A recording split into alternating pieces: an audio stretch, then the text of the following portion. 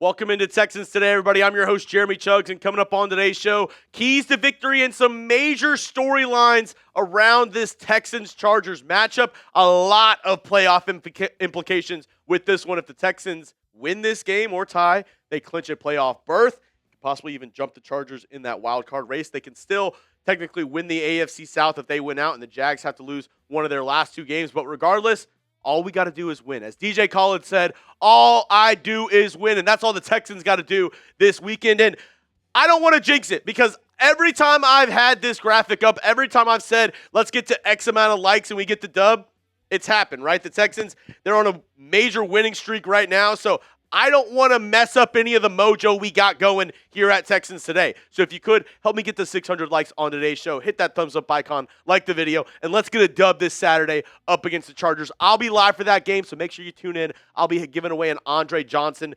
autographed jersey this Saturday, so you don't want to miss out. Big game, basically a playoff game for you Houston Texans, so we all need to show up and show out this Saturday. All right, let's get to some news heading in to this game. The NFL, they suspended linebacker Denzel Perryman 2 games for what it called repeated violations of players' safety rules. He basically had another helmet-to-helmet hit up against the Dallas Cowboys. He is appealing that, and I'm filming this on December 23rd on Tuesday, and as of right now, that 2-game suspension is still being held up, and I do wonder, he's appealing it. It's a 2-game suspension.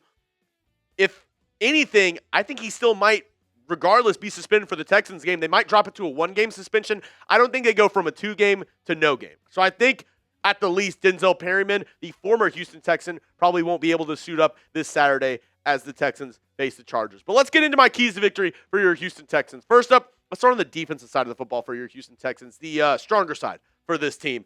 First off, we got to stuff the run for this Chargers squad. They have a couple of young running backs who they played really well as of late. Omarion Hampton, the early round pick out of North Carolina, 110 carries, 516 yards, 3 touchdowns on the year, and had a really good day up against the Dallas Cowboys. I expect them to try to feed him early and often, and with the Texans' struggles this past week up against the Raiders and Ashton Jeanty, and even going, a little bit before that, ever since they had some injuries on the interior. Tim Settle out for the year. Mario Edwards Jr. out for the year. Those are 2 defensive tackles who at different points started for this Texans team or were heavy rotation pieces.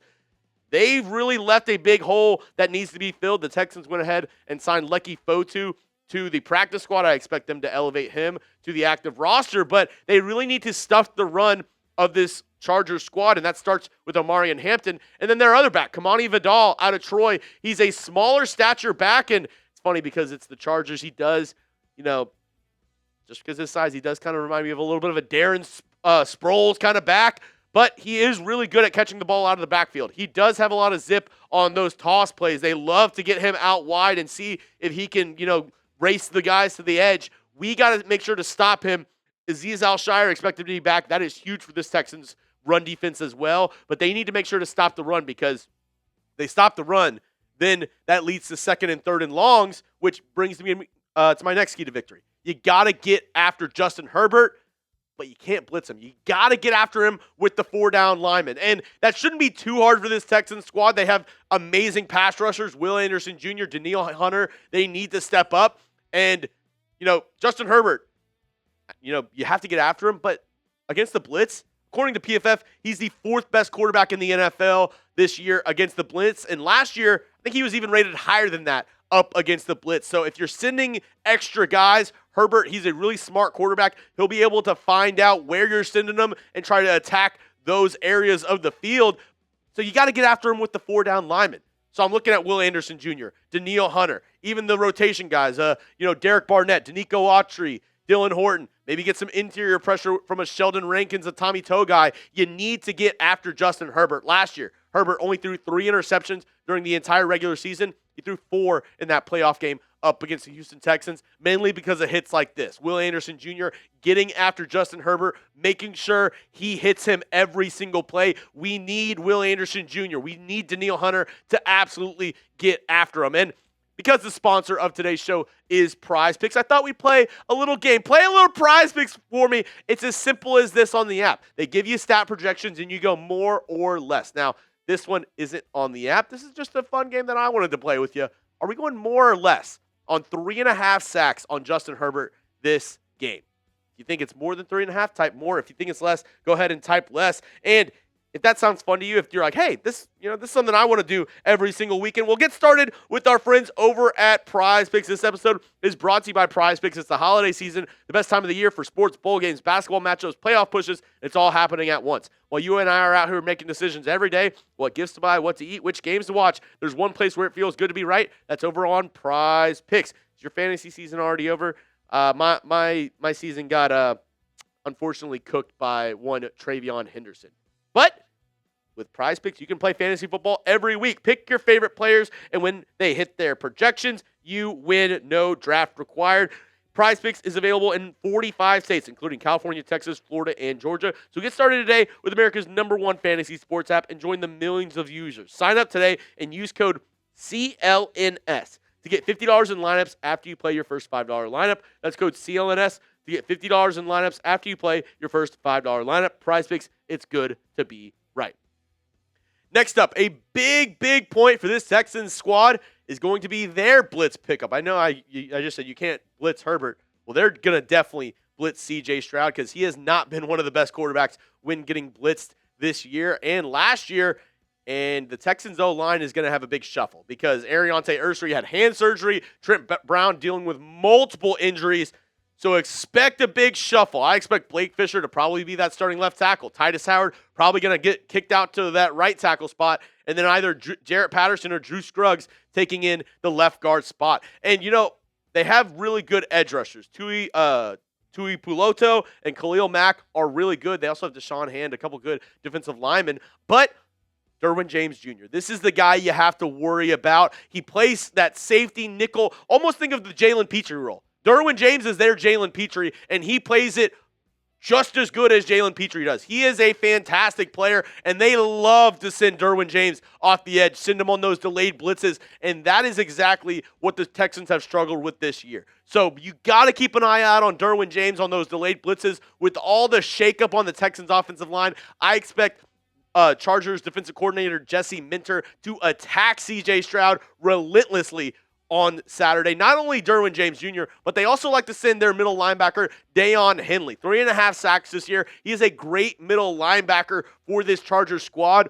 And if the Texans can't pick up the blitz, it's going to be done. So they're not going to be able to win this game. They must protect C.J. Stroud, must give him time in the pocket to be able to pick apart this Chargers secondary, which, the defense has played really well. But one-on-one, I think the Texans have some favorable matchups, especially with Nico Collins. I don't know if any of the Chargers cornerbacks necessarily match up great one-on-one against Nico Collins. And if they do send the blitz, if we're able to pick it up, I trust Nico Collins to win those 50-50 balls, those deep shots from C.J. Stroud. Next up, you got to give some threat of the run. And that's going to help with the blitz pickup. That's going to help with stopping the Chargers from just pinning their ears back and getting after C.J. Stroud. And we didn't really see that this past week up against the Raiders. Woody Marks was not playing up against Las Vegas.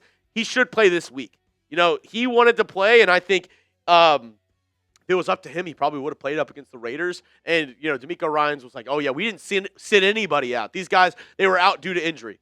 I don't doubt that, but he could have gone. If last week was a playoff game, Woody Marks is playing, and you can't tell me otherwise. Woody Marks is going to be playing this week, and I expect him to give us a little bit of juice in the backfield, especially to help out this run game and help out C.J. Stroud because he plays much better when there's a decent run game next to him. Him on the play action, him being able to, find those crossing routes, get out on the play action boot and really pick apart the defense. That's where Stroud is at his best. So if we can get some sort of run game, then that'll help out Stroud. That'll help out the offense as a whole and the offensive line. Because if you just try to throw the ball 40, 50 times in this game, Chargers, they're going to get after you. They're going to design some, exotic blitz looks. They're going to design some, great stunts to really try to fool this Texans offensive line, which, hasn't done great in stopping a lot of those blitz looks and exotic packages. And lastly, you got to play motivated football. I'm going to be honest. The Texans slept walk through that Week 16 game up against the Raiders and won by the skin of their teeth. They barely beat Las Vegas, the worst team. Likely will have the number 1, number 2 pick overall in this year's draft. They barely beat them at home. And I think, It's the quintessential trap game. 100% think the Texans were overlooking the Raiders and they were looking at this matchup.